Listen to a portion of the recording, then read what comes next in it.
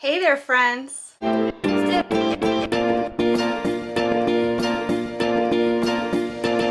My name is Desiree, aka Momma Friendly, and I'm trying something a little different this year when it comes to our homeschooling.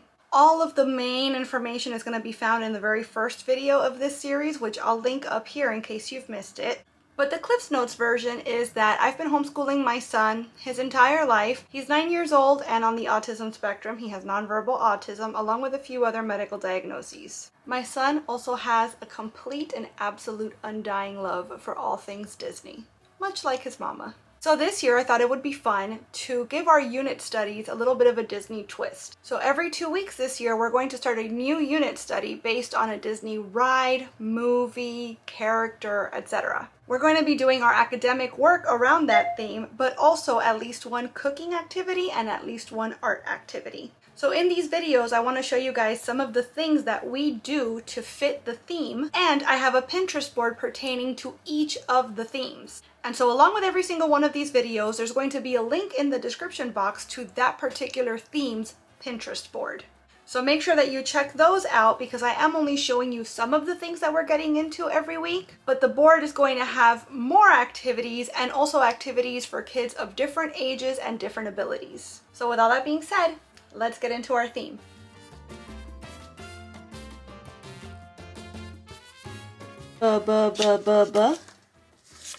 B makes buh. Okay. Nice. Look, you could put it next to it. Ring. Right there. Good work, baby. Umbrella. Wow, good job. You could put it right there. Glasses. Perfect. Ambulance. Let the glasses go here. This one is ambulance. Good. Octopus. Right here. And the last one, hat. Good job. That's very nice. Let's match the letter arepas to the letters on the plate. Okay? Go ahead. Let's do matching.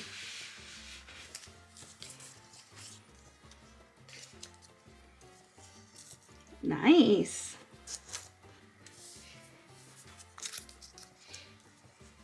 Oh, look at you, how you're giving everybody their arepas. Yeah, so that Julieta can make them feel better.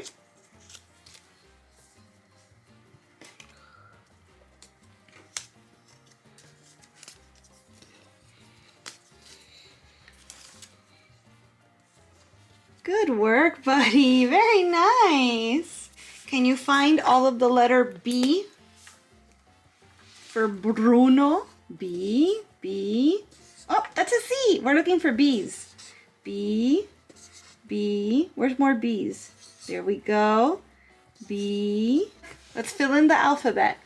A, B, C, D, E, F, G, H, I, good, J, K, L, M, N, O,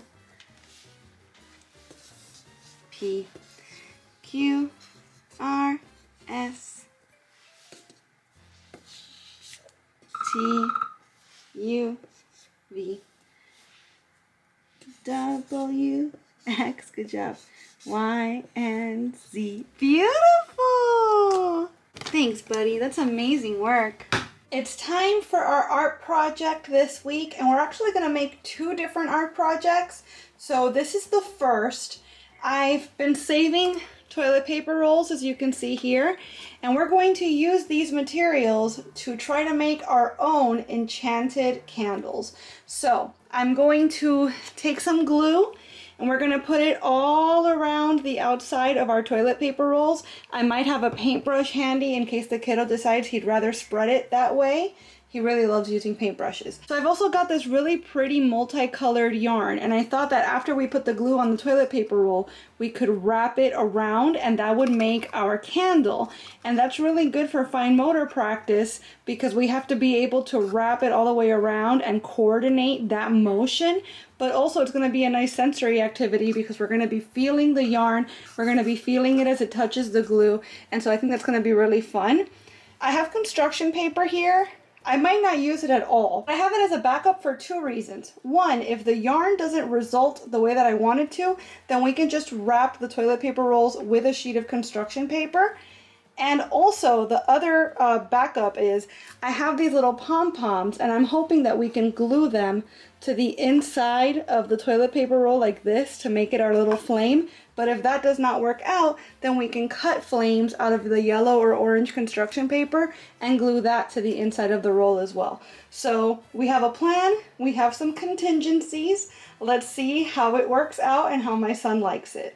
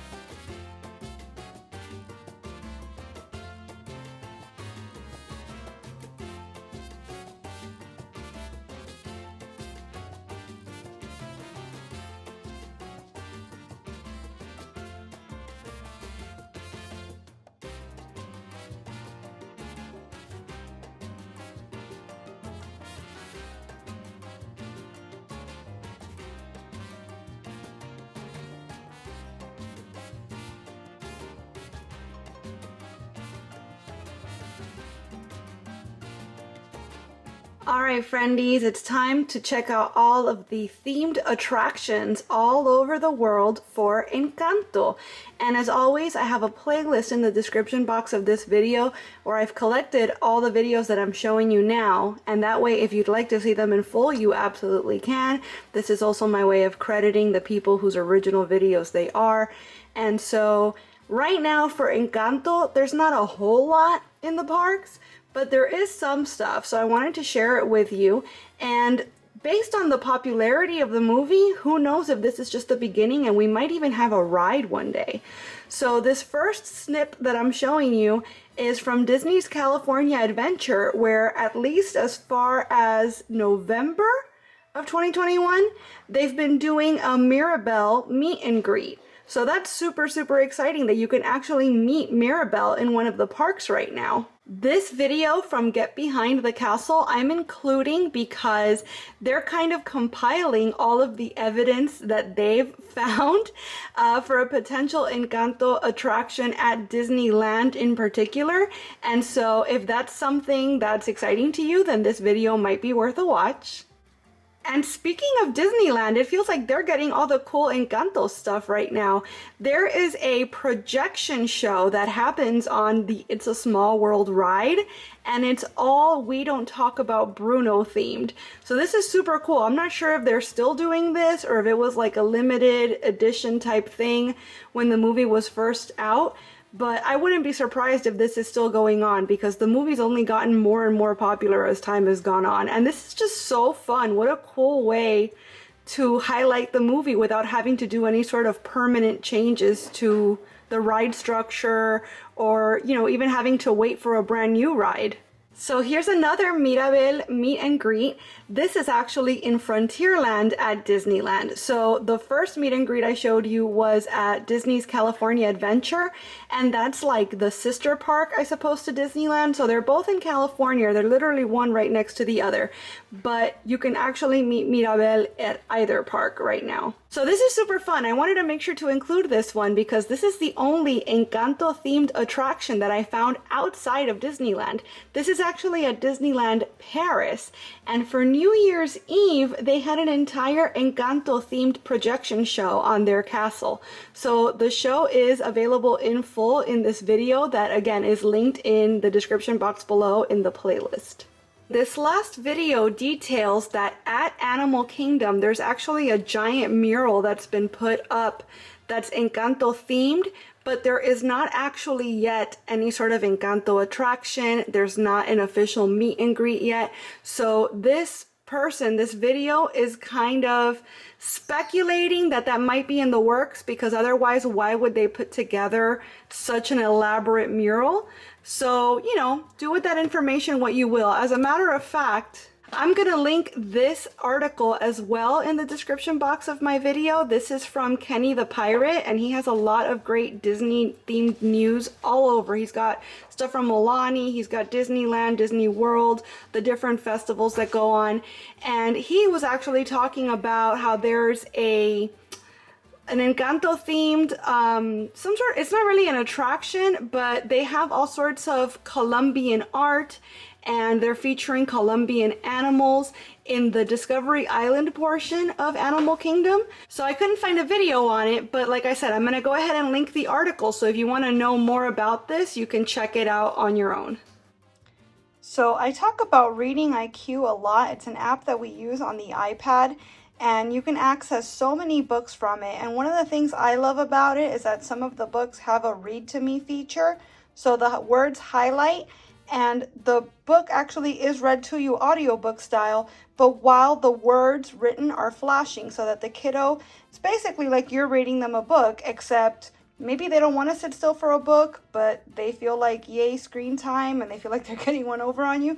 So this is a great way to get some reading in, word recognition, etc. And this right here is, I just searched bilingual. Look at all of the different books that they have. Not all of them are in Spanish. There's a couple that I've seen that are in French. But I think that this is a really cool way to introduce your kiddo to a second language and beyond. And I wish I had some sort of a promo code or something for you guys. I don't get paid to tell you about Reading IQ. I'm not sponsored by them or anything. It's just a program that we've used for years and we really love it. We pay $29.99 a year, and that's for access for up to 3 kiddos. So I think, considering what you're getting, it's an extremely fair price. And like I said, you can't beat all that. Like, this is really cool that you can access all these books like this just in a matter of a few taps, you know?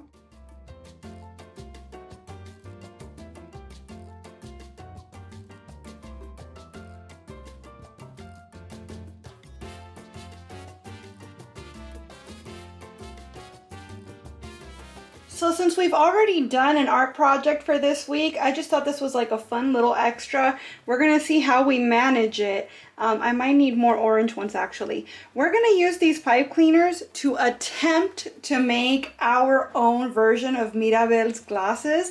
I don't have a template for this or anything, so I'm thinking, you know, what makes sense to me is we're going to have to cut some of these up, because we're going to have to make 2 circles and then a smaller piece that's gonna have to like brace the 2 circles together, and then we can take 2 of the longer pieces and kind of just wrap them around one of the circles each, and then make a little bit of a bend here so that it can hold on to our ears.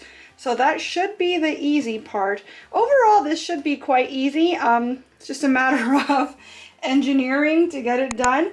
But that's exactly why I wanted to do it, because it's going to be a critical thinking exercise as much as it is an art project. Like I said, we don't have plans, just kind of a loose idea of what needs to happen to get us from point A to point B.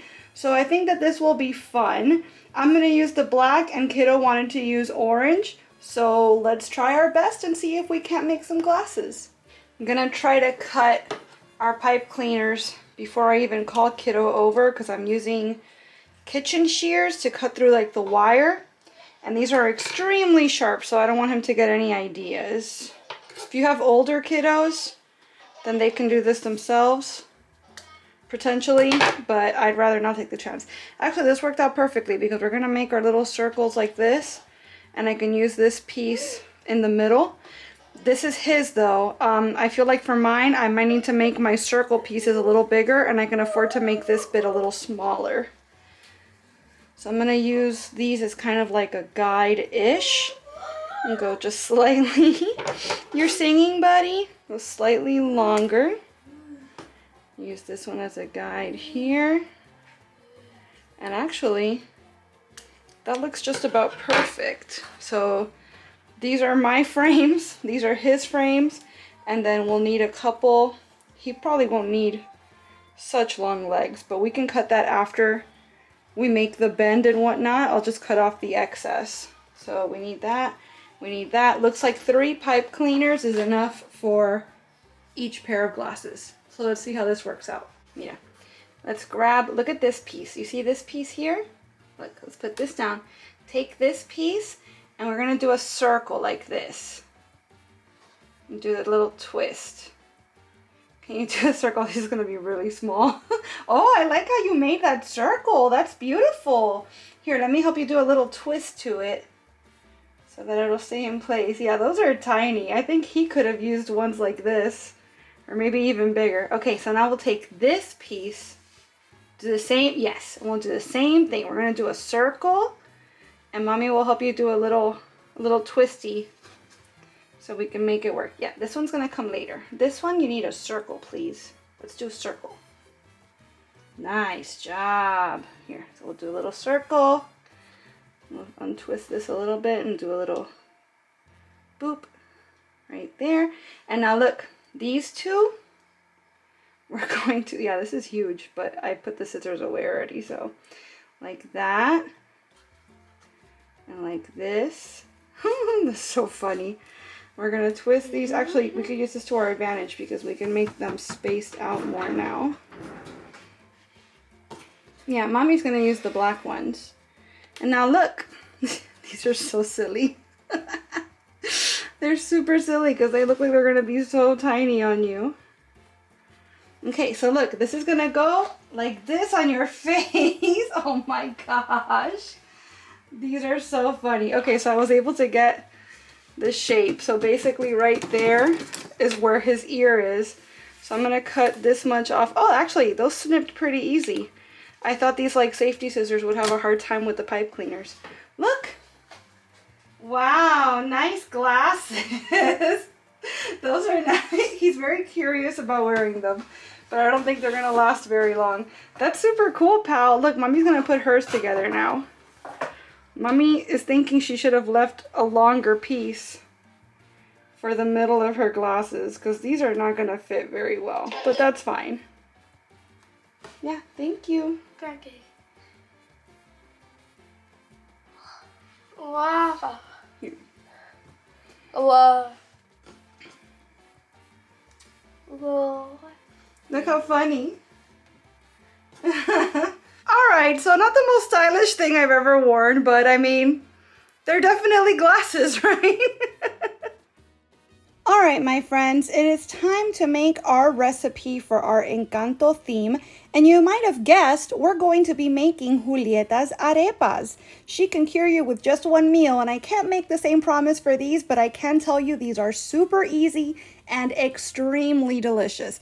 They're naturally gluten-free, and we're going to be making them dairy-free by using Kite Hill butter and Follow Your Heart vegan Parmesan cheese. So you're gonna need 1.5 cups of masarepa pre-cooked cornmeal, and I prefer the Pan, P-A-N brand. That's the kind I've always used. My grocery store didn't have any, so I'm using the Maseca today, and it worked just fine. You need an equal amount of hot water, not boiling, but warmer than warm, 1.5 cups, a tablespoon of softened butter, 2 cups of shredded mozzarella if you're going for a regular traditional recipe, but we're going to be using that Parmesan cheese like I said, some sea salt, and oil for cooking, such as canola. You want a neutral oil. So we're going to begin in a large mixing bowl, combining our cornmeal and about 1.25 cups of the warm water. Set the rest aside in case you need it, but you're going to use your hands to mix it all together until a soft dough forms. If it's too dry and crumbly, that's when you'd add more water, about a tablespoon at a time, until it holds together, but it isn't too sticky. The dough should be nice and pliable. This is very similar to a recipe that I've always used for Venezuelan arepas. So to this point, it's identical. You're going to let your dough rest for 3 to 5 minutes. And once the dough's rested, this is where the recipe starts to differ from the one I'm used to. You're gonna add your softened butter and a cup of the shredded cheese. Knead it for 3 to 5 minutes until the ingredients are incorporated. So I mentioned that the recipe I'm used to is Venezuelan. They usually make the arepas, just the dough, and then once they're done cooking, they split them open and fill them. These are almost like a pupusa, where they're stuffed with the fillings already before they're even cooked.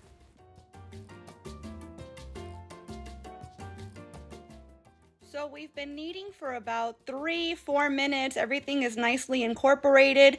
You're supposed to divide your dough into 6 balls now. I had actually halved the recipe, so I divided it into 3. And starting with one ball, you're going to use your fingers to kind of flatten it out, but leave sort of a bowl, like an impression in the middle, because you're going to fill that hole with more cheese and then kind of fold it onto itself and eventually flatten it again. So now what you have is sort of like a cheese stuffed patty, if you will. Repeat with all of your balls of dough and all of your cheese. Now I've got a heavy nonstick skillet here, and I added just a thin layer of oil to it, just enough to coat the bottom, and I heated it over medium heat. Once it came to temperature, I added the arepas to the oil. I waited 3 minutes without touching them so that they'd form a nice crust before flipping them and cooking them on the other side for 3 more minutes. At this point, you can remove them from the heat. Let them cool a little bit before serving, because we do have some melty cheese in the center of these, so they're going to be really hot. And you could sprinkle them with a little extra sea salt if you want. I thought that these were just perfect as is. Oh man, that is good. Alright friends, so that's everything in our Encanto homeschool theme. The arepas were probably the best arepas I've ever had, I'm not gonna lie. Like, better than any I've ever had myself that I've made, better than any I've had like anywhere, honestly. They were so good. And the fact that I was able to make them dairy-free, they're already naturally gluten-free. But the dairy-free part I was worried about, there was no need. They were absolutely delicious. We had a lot of fun with our art projects this week. I couldn't pick between the two, so we ended up doing both. My son actually wore his glasses until they fell off his face. Like, they basically had to break in order for him to retire them. And our candles are adorning our dining room table as we speak. We actually just received this book in the mail. It's a board book about Encanto. It's called Mirabel and the Family Madrigal.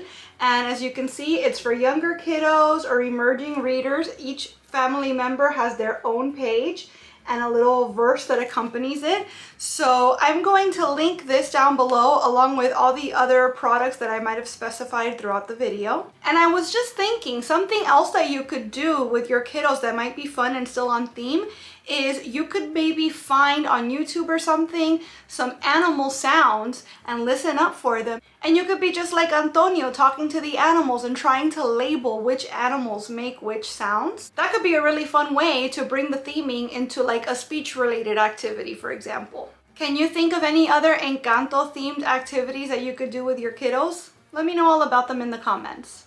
And if you decide to do any of these activities, I would love for you to let me know how they worked out for you and your kiddos. I want to thank you so much for watching this video. I really hope that you enjoyed it, and if you did, I hope that you will please give it a big thumbs up. I'd also love it if you would subscribe and click that notification bell, because I post at least 3 times a week and I wouldn't want you to miss a minute. Thanks so much again for watching. Bye!